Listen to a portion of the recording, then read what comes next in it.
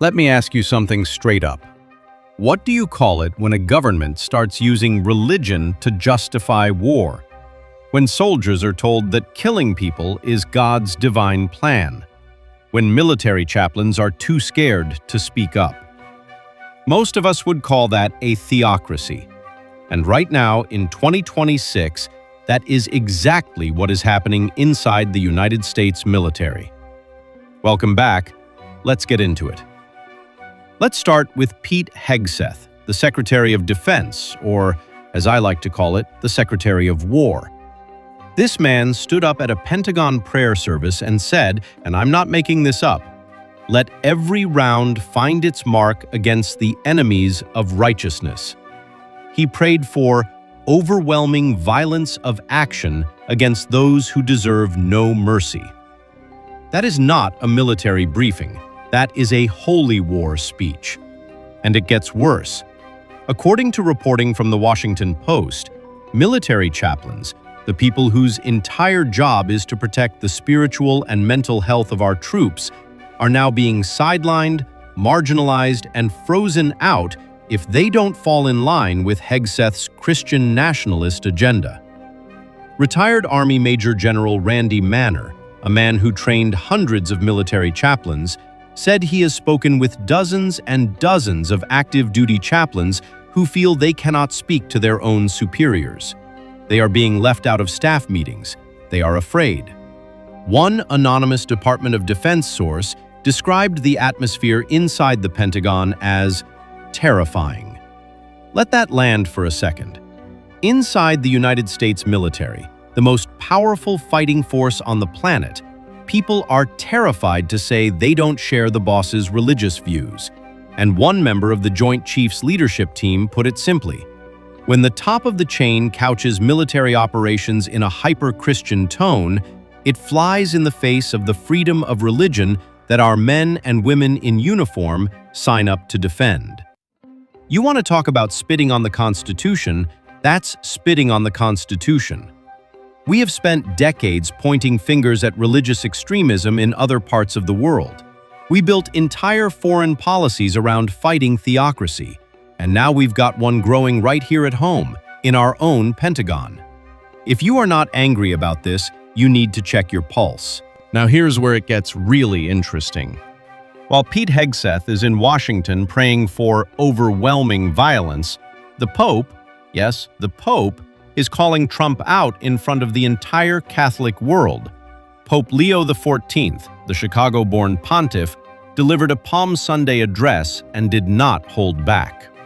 He said, and I want you to hear this clearly, he said, "Jesus is the King of peace. He does not listen to the prayers of those who wage war, but rejects them." That is the leader of the Catholic Church directly telling Donald Trump and Pete Hegseth, God is not on your side. The Pope called this war atrocious. He called on world leaders to examine their conscience. He literally asked whether those Christians who bear grave responsibility for these armed conflicts have the humility and courage to go to confession. Now think about that. The Trump administration has been wrapping this Iran war in Christianity from day one. Multiple commanders reportedly told troops the operation was God's divine plan. Some even invoked Armageddon and the return of Jesus Christ to convince soldiers to fight.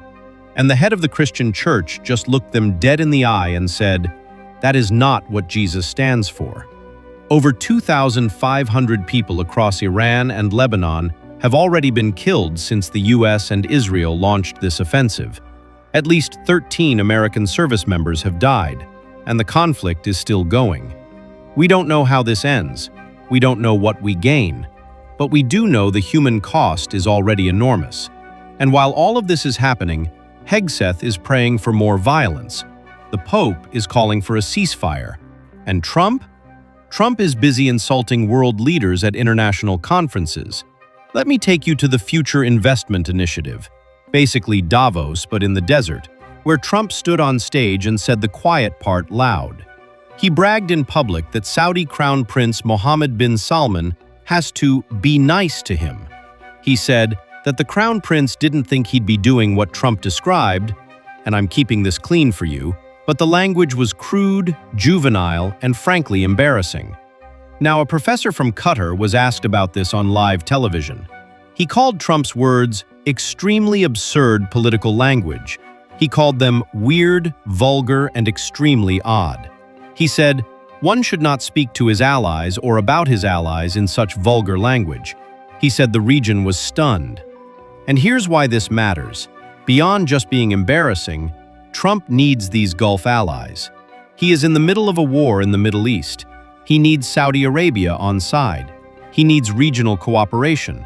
And he stood on a stage and publicly humiliated the Crown Prince for laughs. This is not strength. This is not deal-making. This is a man who cannot control what comes out of his mouth. At the worst possible moment, in front of the wrong audience, America's allies are watching. And what they're seeing is someone they cannot trust to treat them with basic respect. Now here is the story that should be front-page news everywhere, and somehow isn't getting enough attention. Iran's Islamic Revolutionary Guard Corps has issued a direct threat to American university campuses in the Middle East. Why? Because US and Israeli strikes hit 2 Iranian universities. And now the IRGC is saying that American-affiliated campuses in the region could become legitimate targets. They even told staff, students, and residents to stay at least 1 kilometer away from these campuses. We are talking about Texas A&M in Qatar, New York University in the UAE. These are American students, American faculty, and American civilians. And here is the part that should make your blood boil. The Trump administration, Marco Rubio, the State Department, did not warn American citizens in the Middle East before the strikes happened. They warned them after. The Secretary of State said, with a straight face, that the #1 priority is the safety and security of American citizens everywhere. And then it came out that those citizens weren't warned until after the bombs had already dropped.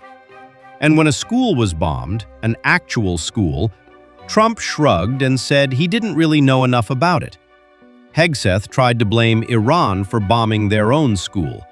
And experts said it is simply inconceivable that the president was not briefed on the consequences of striking Iran before giving the order. This is cause and effect. It's not complicated. You start a war without warning your own citizens. You bomb universities. And then you act surprised when the other side threatens to hit back at your universities. That's not strategy. That's recklessness dressed up in a flag. So let's put this all together, because every single one of these stories connects. You've got a defense secretary turning the US military into a vehicle for Christian nationalism and punishing anyone who pushes back. You've got the Pope, the actual head of the Christian church, telling Trump that God does not bless wars of violence. You've got Trump embarrassing the entire country in front of Gulf allies he desperately needs. And you've got American students and faculty overseas now under threat, because nobody in this administration thought through the second and third consequences of going to war. This is what happens when people who care more about power than responsibility get handed the keys. We should all be paying attention. If this video gave you something to think about, hit like. Share it with someone who needs to see it, and subscribe if you haven't already. Stay sharp, stay informed, and I'll see you in the next one.